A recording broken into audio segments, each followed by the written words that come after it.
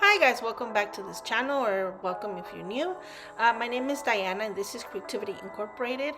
I'm going to continue with last week's video, which is my Victorian cover with hinges on as hinges cover.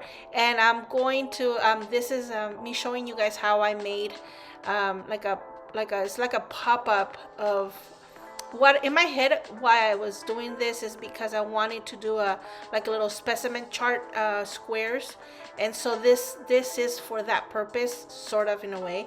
I didn't, when I was decorating it didn't end up looking so specimen chart way, but I enjoyed how it looked. And if in the future I decide to make another one, I could always just do that specimen chart that I was aiming for in this video. So what I did here, this is a scrapbook paper, but it's cut up, so it's 12 inches wide, but it's only 9 inches tall. Each square is 3 by 3, and so I have 4 squares across and 3 squares down. You're gonna zigzag the paper, but as you guys saw, I cut out only the strip in the middle, only in the middle 2 rows. Now I'm gonna grab another piece of another strip of paper, and I'm going to weave it through. Weaving is that you're gonna zigzag one way on one strip and then opposite on the other side, sort of like this. It's gonna look like a checkered kind of board, and that's how you'll know you were successful at the weaving. This is how pretty much it works. When you fold it together, it in the middle you can fold it sort of like a wallet, and it's the page. It reveals the page in the back, so sort of like a secret, but in reality just more squares. These are the pictures or the drawings that I'll be using in today's journal, or in the inside of the journal.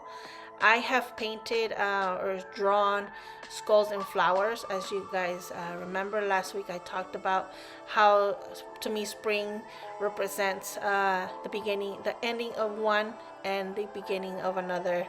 And so, as every season, it's the same way: the end of one and the beginning of other. So for me, it was skulls. That's represented by skulls and flowers. So I'm going to make, with this paper, I'm going to make a sort of like a, I don't want to cut it. This was my whole initial problem why I did this. I didn't want to cut this whole 12 by 12 scrapbook paper. So what I decided to do is make an envelope. Excuse me, an envelope, envelope pocket, sort of, that pops up.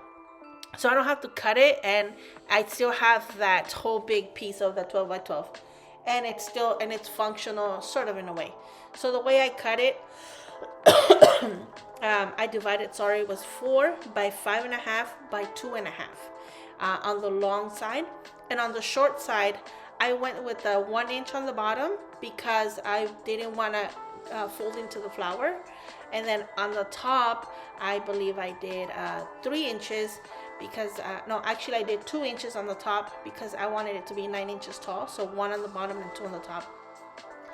This also gives me the ability to glue the vellum skull that I had drawn for here. I wanted a drawing that was more dimensional than just being on the flat piece of paper. So I drew it on a piece of vellum so that it looks like, one of those specimen kind of drawings on a vellum. I made this book last week. It was mostly black and gold. I first started, remember, I wasn't happy with it, but I stuck with it because I knew it. I knew where it was going, but I wasn't happy with where it was. So I sat down and I started with putting crackle paste in here, just in these little pockets all around. And then I had received a bunch of paint for plate, and I fell in love with this pink. But I first put this green on here because it matched some of the green leaves that are inside the book, and I really liked it. So, but then I also wanted to soften that because it was still like this colors, and I needed something softer. So because, you know, Victorians, I see they use a lot of soft colors, so I fell in love with this pink, and that's where I went with that pink. I also painted these flowers pink, and also painted this one. I had painted it yellow because it wasn't standing out, and I came to the conclusion that I don't mind that it doesn't stand out. It's like a little detail that, you know, if you see it, it's there. And so I went back and painted it bone color again, and this is how it came out. The hinges also are part of last week's video, and they are beautiful. I'm going to be making more books like this. I really fell in love with this, how it came out. This is the inside of the book. I bind it with cable staples. I've used this technique a few times already. It's really easy, and there's so many ways you can play with it, and you can do 2. I've done 3, you know, but I just love that, you know, there's so much you can do, and you can change it, and also you can make the signatures as thick as you want. In this case, they're 1 paper mostly per signature, so I really enjoyed it. I enjoy that you can use any ribbon and stuff. Anyways, I really loved it. It is raised a little bit so that the ribbon can flow, and then I can even exchange it or whatever. You could also make the hole directly on the spine, or you can make it on an inside spine kind of thing, that like I did here. Anyways, this is the color green that I decided to match with this, sort of. And this is a scrapbook paper that if you live in the US, you'll find it at Michael's. And I have a few of them because I really love this scrapbook paper. And so I cut it up, and I used it all throughout the book so that it gives you a coherent story. But this is one of my papers. These are my drawings. These are the ones that will be available to the Patreons, colored and non-colored. So if you wanted to get that sketchy ones, you can get them there, and you could paint them yourself, or you could use them as I have them sketched here. Also, as you guys saw, I showed you how to make this one. And this is kind of like a little hidden pocket here, and then you pull it this way, and then you have the whole area. You see how it's like flower and then no flower. It's cool. I really loved it. And I'm gonna make the drawings that I made smaller, and I'm planning on gluing them here on these pages. I made a little flip-flopper pocket thingy here, and this is also a pocket in the front. This is another drawing. These are tags.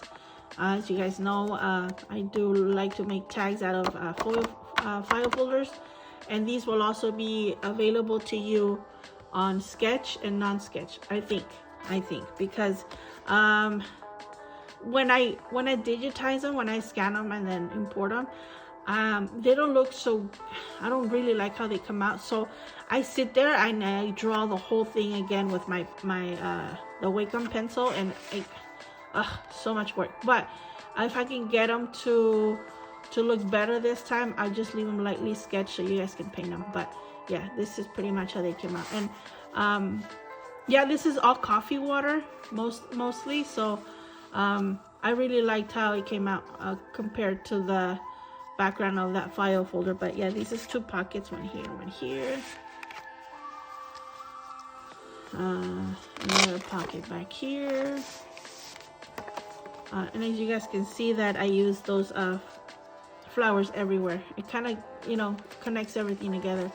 I showed you guys how to make this as well. It's like a kind of like a pop-out page. This is an owl. These are my drawings, as well as this. This is an eagle skull. Now all the book is staple binded, except this page, because I don't want the staples to come through. So what I did is I used tabs. I've used this before and I've showed you how to do it. But these are soda tabs with the leather strap attached so that it doesn't come inside the book. And I love that you could mix and match these two binding techniques here. You could also do wire. There's different techniques that you can do. In here I've used those cloth pins here with this and this. I mean, the sky's the limit as to what you can. I used eyelet hooks, the little hooks that you put on the wall and you hook something on it. I've used them on here as well. There's different things that you can do to attach to this same system. I really appreciate that. Anyways, this is a cat. This is the only one that doesn't have pink flowers, but if you wanted to go with the pink theme yourself, you can paint them, because this will be available to you without the colors on here. This is another tag that I have, and another little tiny booklet. And that's it. And also maker's label, very important. Always stamp your, with pride with your creations. I really hope you guys enjoyed today's video. I hope you guys like this book.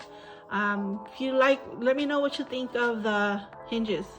I really enjoyed it. I feel like the sky's the limit with these hinges. This book is kind of thin, but I enjoyed every single part of it. I enjoyed Victorian. This is kind of like my first Victorian book. Probably won't be my last one, because I kind of enjoyed it. I love the leafing that I did to it. Share with me if you guys do them. I have social media. Share with me on my Facebook group, and not my group, my Facebook page, and I have an Instagram, The Creativity Inc. And I love spending time with you guys. I hope you guys get creating. And until next time, stay safe, guys. Love you guys. Bye.